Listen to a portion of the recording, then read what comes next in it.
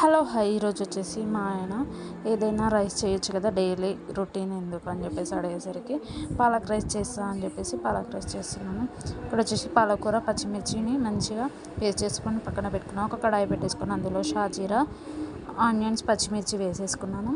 అది మగ్గిన తర్వాత పసుపు, అల్లం పేస్ట్ కూడా వేసేసుకున్నాను. అది మగ్గింది అనుకున్నప్పుడు మనం పేస్ట్ చేసి పెట్టుకున్నాం పాలకూర ఇంకా పచ్చిమిర్చి పేస్ట్ని వేసేసుకొని తగినంత ఉప్పు కూడా వేసేసుకొని ఇది మంచిగా నూనె పైకి తేలే వరకు మగ్గించుకున్న తర్వాత ఇందులో జీలకర్ర పొడి, ధనియా పౌడర్ వేసేసుకొని ఇందులో ఒక నిమ్మకాయ పిండుకొని మనం వేడిగా వండుకున్న, కాకపోతే అది చల్లారబెట్టుకున్న అన్నాన్ని ఇందులో వేసుకొని కలుపుకొని తింటే సూపర్గా ఉంది.